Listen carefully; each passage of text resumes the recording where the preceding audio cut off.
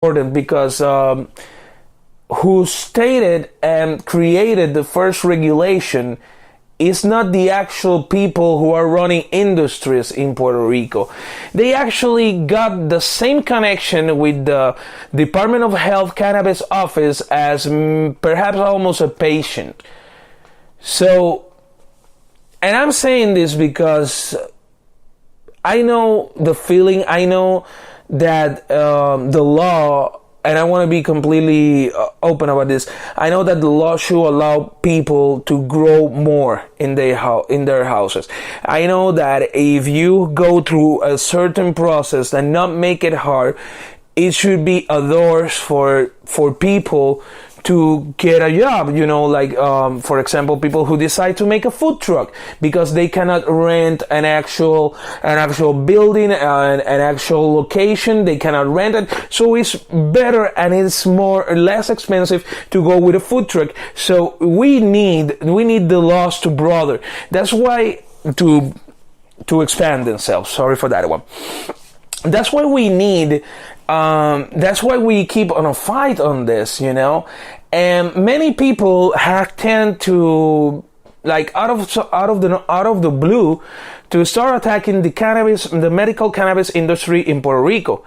First point, they're all rich people that came in, and the thing is that the structure, the rule structure, the law and legal structure of it was not made by these people. Was made by a government who was expecting other players to get in, which some of them are, and we cannot deny this. There's people that can't do it. But what the government was not expecting, they were thinking that they were going to get like a few chops from their bodies. But what they were not expecting, what they ignored completely, is that there has been many movements, and specifically a key movement that has been on this fight. And therefore we have this broad, huge industry upon us as of today. But the thing is that in that group, I'm really critical of class structuring, especially when it comes to a law that it goes to the better well-being of people and their health. But the thing with this law in specific, it was designed so that only rich people could have cultivation facilities, could have dispensaries, and once again, it's not a fault of the industry. It was how the government built it, thinking that they only have a couple of bodies. This will be really slow, and it will go on the radar. That's why you see that sometimes there could be a certain and huge amount of recognition to Alejandro Garcia Padilla and Senator Miguel Pereira, who was the initial proponent of this project. I think right in the time that Jeremy was getting his sentence. Before Jeremy was getting his sentence, he was already writing this project, Senador Miguel Pereira. And then Alejandro Garcia Padilla, who stated an executive order to start the establishment. He didn't make the rules that you had to have a liquidity. They didn't make the rule that you had to have this lab for certifications, that you have to have like around thousands and thousands, if not $250,000, $500,000. They didn't make those rules. A couple of them are, but this is not what I'm trying to do here. Is not to identify, these are the ones of the governments, these are the good guys. No, because even though some of them could be, like riding along with the government, and I'm not denying it, but the thing is that actual Governor Ricardo Rosselló is not recognized as a figure who has evolutionized, but instead he has been a little bit obstructive of the development of it, because it so happens that maybe these friends of his that were gonna get in, they found out something in Colorado and in California that these other industries found out. They knew it years prior, and they, even knowing this, they went on. And it was the fact that when you set up even the smallest dispensary, the thing is that you're gonna be in for from 1 to 2 years in losses, And in the second year is when you start seeing things breaking even. That's an statistic. So, knowing that, the thing is, with people who try to attach themselves to the government machines, so I'm sorry about that one, to this government huge structures, and I'm gonna get contracts and government is gonna be really nice with me because I put some money on that campaign. The thing with this kind of people, they're not really kind of hard workers. As you see, they're paying candidates so they get easier contracts so they don't have to go to the street and they get a lot of money. But the thing is, with these companies, those ones are lazy. Most of the industries that are in Puerto Rico right now, they took a risk, knowing what's going to happen, knowing the scenario in Colorado, then the scenario in California, then the scenario that we have in Oregon, and they decided to go forward. Maybe some with some humble investment, maybe some with perhaps a bigger investment.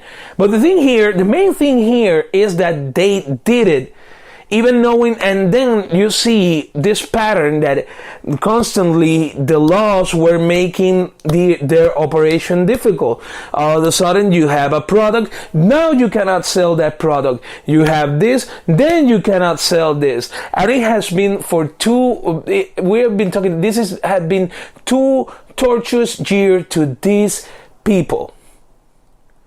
And I know that you're used to hearing me ranting out, and it's not like I'm crying it out. Yes. And the thing is that I've met some of these people. Some of them, I'm not going to deny it, that I know them really well personally. And the thing is that I've known. I'm going to give you a good example. My father used to be a lobbyist. And also, he used to work with permits. So that gave me an insight. I've been in rooms with people who are genuinely evil, with people that they don't give a flying fuck about anyone. That if they have to drown an entire town with kids and children and old people, they will do it without any kind of hesitation. You know why? Because they don't give a fuck. They give a fuck about money only. And I've met people in this industry that they do care. The thing is that, as anything in all sorts of walks of life, yeah, there are some companies that they work, they work, in this way that they kept some of their employees stuck, not with the best payment, but this is an industry that it is starting. And most of the people who started on that first wave of 2017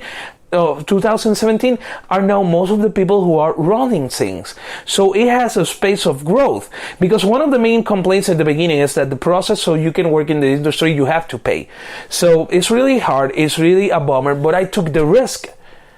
And the thing is that the expectancy is that was some people, it's going to be a job for only rich kids. And the thing is, and as time has proven, rich kids do not like standing up for so many hours. Some of them do, but not most of them. And that has given the industry an even wider approach in which how many people have gone into the industry and made,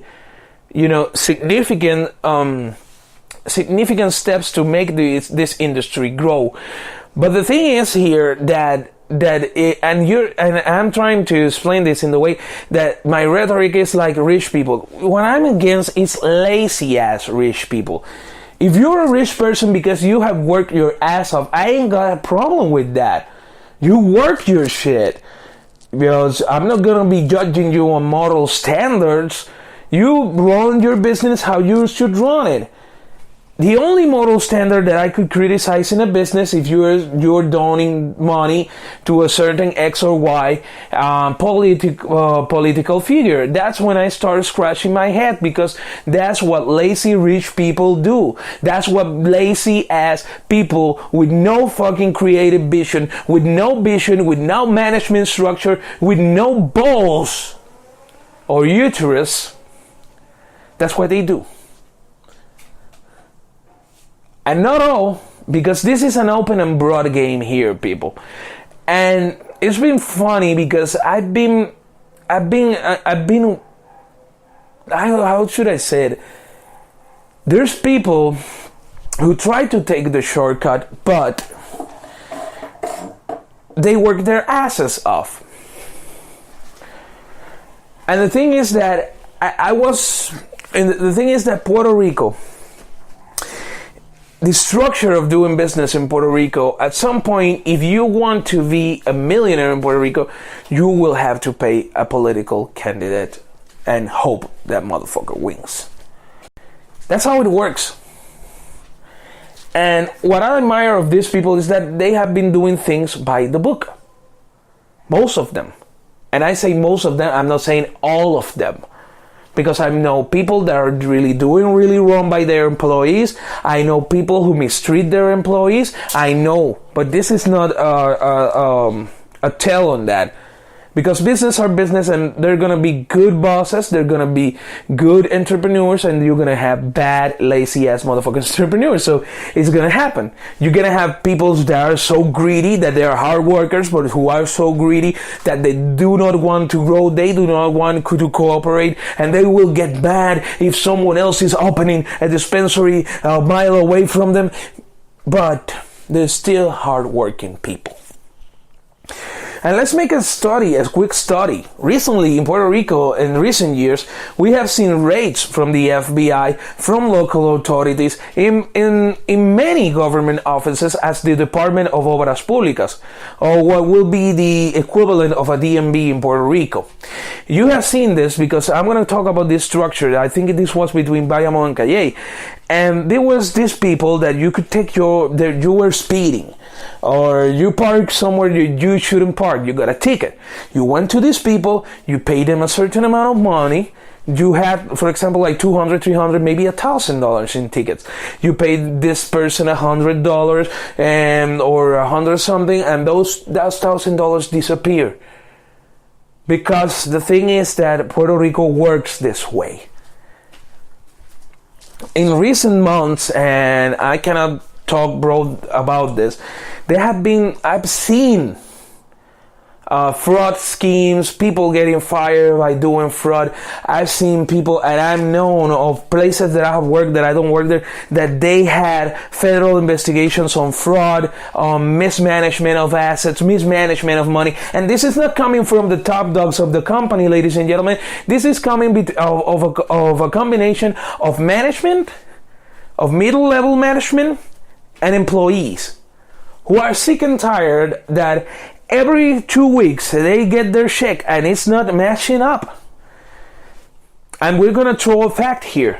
In Puerto Rico, you have people who want to have more of what they can afford, and that's a fact, that's true. But there's also the fact that inflation, it is, and you can feel it on your wallet, but there's this mentality in Puerto Rico that we want to ignore that.